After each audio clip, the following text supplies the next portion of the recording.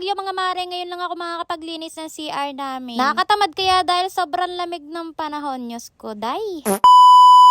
Medyo umaraw na din dito sa amin mga mare at ngayon nga ding araw mga mi ay may bakuna ang mga bata. Si Wine, si Chio at si Minmin mga mi may bakuna sila para sa tigdas. Kaya naman mga bandang alas 11 pumunta kami dito sa may court malapit sa amin mga mare para pabakunahan ng mga batang yan. Pero grabe mga mi, after nga ng mga ilang oras din ay umulan na din, Diyos ko dahil. Uminit lang talaga saglit pero umulan din ng malakas mga mare. Medyo basa nga din kami pag uwi dito sa bahay. Kauwi namin, eto nga si Minmin mga mi nung nabakunaan na abay sobrang arte sa kanyang lola.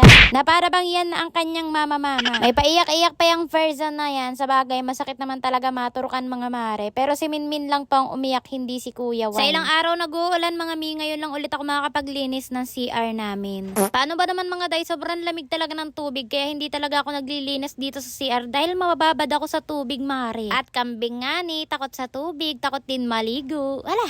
Siyempre mga mare, unahin ko na yung mga nakakalat dito, mga patong-patong na gamit na hindi naman talaga kailangan pagpatungan ng kung ano-ano, bakit dumami ng ganyan. At nakasiwa na talaga ako siyang tingnan mga mare, kaya eto nilinisan ko na nga din. Sobrang daming kalat dito at mga kailangan ng ipagtatapon mga mi, yung mga pinaggamitan ng sabon, ganyan. At hindi na ako mapakali tuwing tutubol ako mare. Ang pangit talagang tingnan, Diyos ko day. Tingnan nyo naman yan, sobrang daming mga kalat-kalat, diba? Kailangan ko nang tanggalin yan mare. Anyways mga day, habang ako may ginagawa dito, kwento ko lang sa inyo. O ayan, may chismis na naman sa buhay na yan. Alam ko naman ito yung gustong-gusto nyo, yung chismis sa buhay ko, diba? Kaya ito na, sige na, pagbibigyan ko kayo. Hala!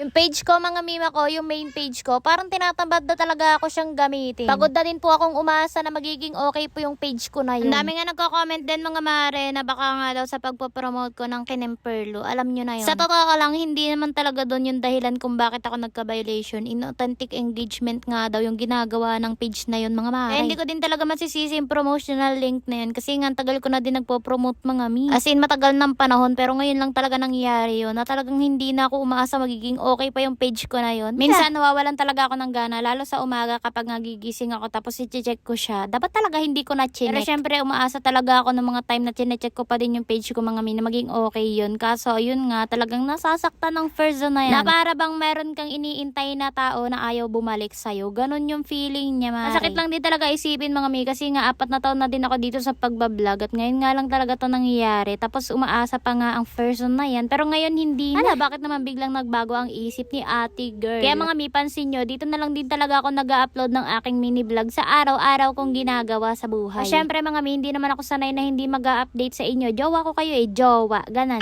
Iba talaga mga mare kapag nga nasanay ka sa mga araw-araw mong ginagawa. Katulad ko mga mare, nasanay na din ako sa pag-upload ng content ko sa araw-araw. Pero minsan naisipan kong tumigil na din mga mare. Baka ito na yung sign para naman huminto ako mga mi sa pagtatrabaho na ginagawa ko. Pero syempre mga mi, parang hindi pa rin talaga ako sanay. Alam mo yan yung araw-araw mong ginagawa tapos biglang mawawala sa'yo. Nyos ko mga mi, talaga naman parang lalagnatin ng person na yan. Tulad kahapon na i-check ko na naman yung aking Facebook. Nyos ko mga mi, napaiyak-iyak ang person na yan. Oo. Tinanong na nga ako ng Daddy Jano kung bakit nga daw ako malungkot. Sabi ko yung page ko.